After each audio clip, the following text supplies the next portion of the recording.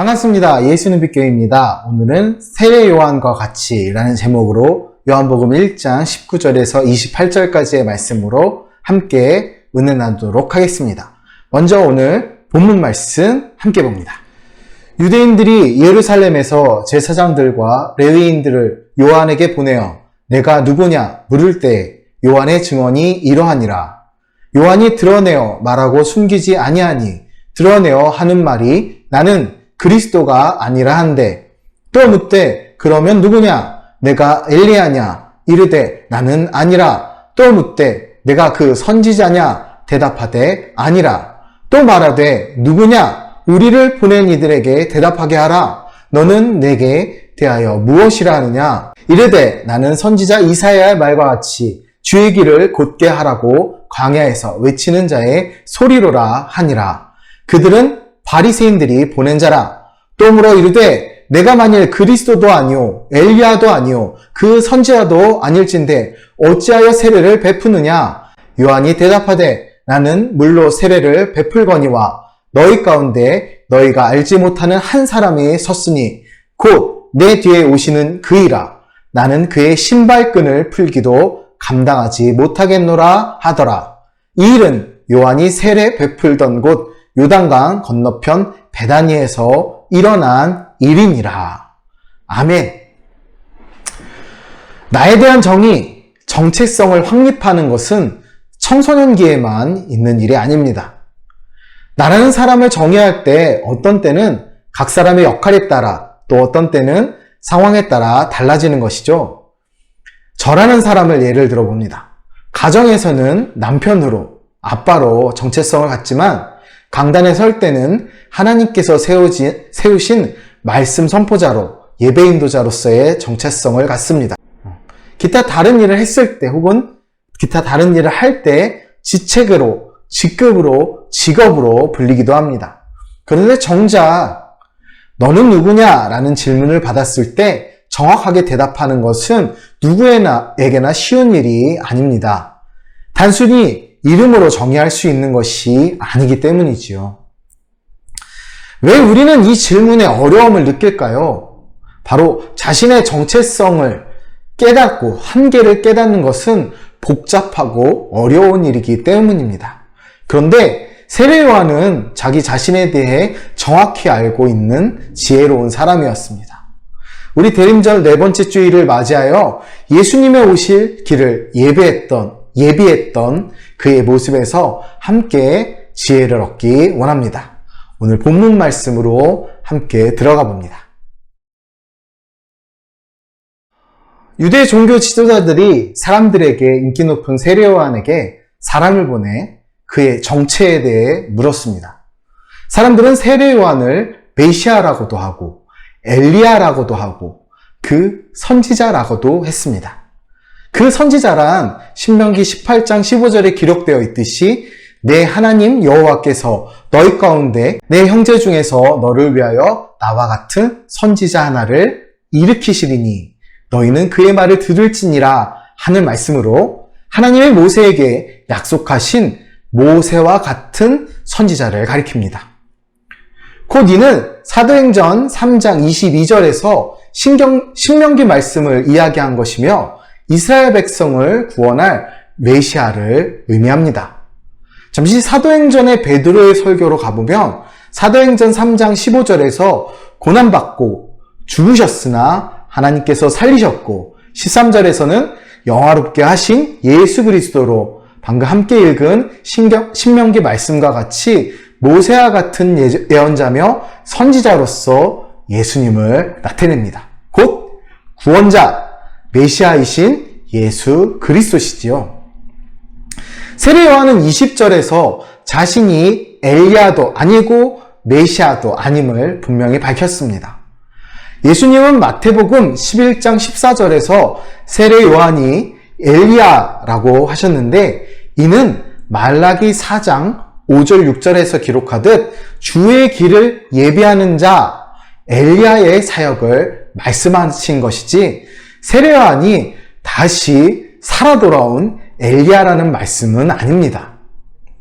세례 요한이 언급한 이사야 40장 3절에 주의 길을 곱게 하라고 광야에서 외치는 자의 소리라는 증거도 같은 의미지요.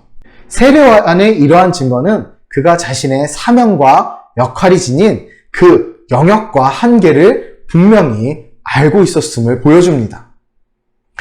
우리는 사람들에게 관심과 사랑을 받게 되면 스스로 교만에 빠지기 쉽습니다.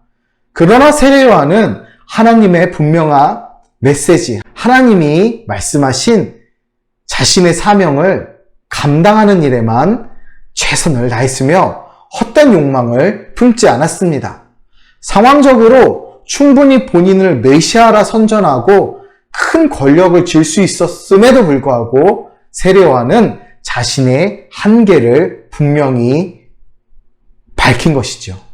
그래서 예수님은 마태복음 11장 11절에서 세례요한을 여자가 낳은 자 중에 제일 크다라고 칭찬하신 것입니다. 세례요한의 이러한 자기 정체에 대한 분명한 인식과 실천은 모든 그리스도인에게 모범이고 또 본이 됩니다. 하나님의 자신에게 맡기신 사명과 역할에만 충실함으로 하나님의 뜻을 이루어 드리는 것이 그리스도의 참된 일꾼으로서의 바른 자세인 것입니다. 우리의 한계를, 우리의 역할을 분명히 깨달아야 합니다. 유대 종교 지도자들은 세례요한에게 메시아도 아니면서 왜 세례를 베푸냐고 질문했습니다. 에스겔 36장 25절을 봅니다. 맑은 물을 너희에게 뿌려서 너희로 정결하게 하되 곧 너희 모든 더러운 것에서와 모든 우상 숭배에서 너희를 정결하게 할 것이며. 아멘.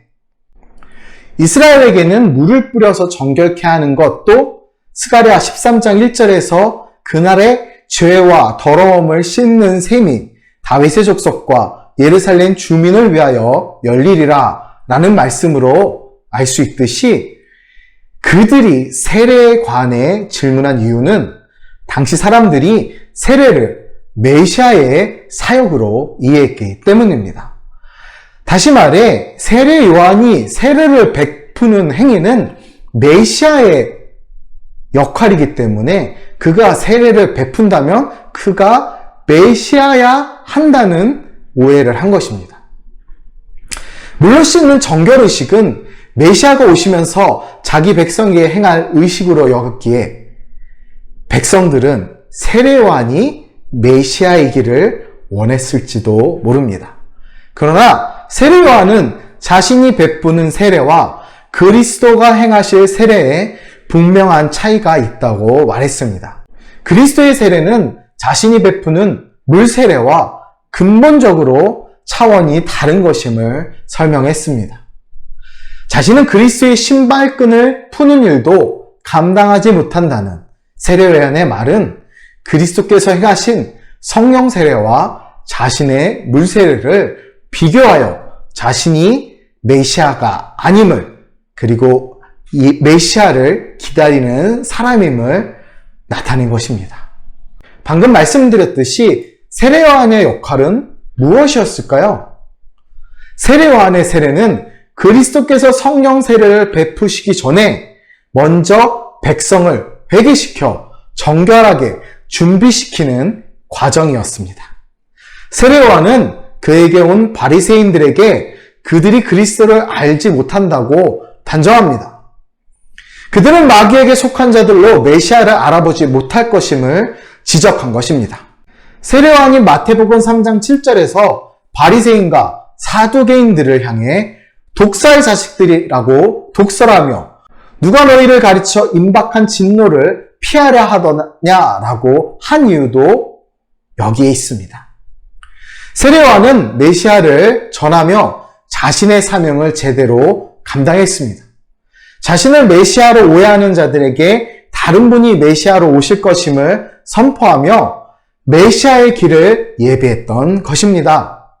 그리스도인은 세례 요한과 같이 거짓 없는 진실을 전하며 예수님과 그의 나라를, 복음을 세상에 분명하게 선포해야 하는 사람들입니다.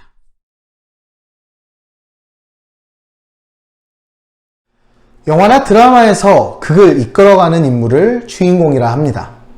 누구에게나 자신이 주인공이 되고 싶은 욕심이 있죠. 특히 그 자신이 능력이 출중하다면 또 사회적인 덕망이 높다면 더 그런 유혹에 빠지기 쉽습니다.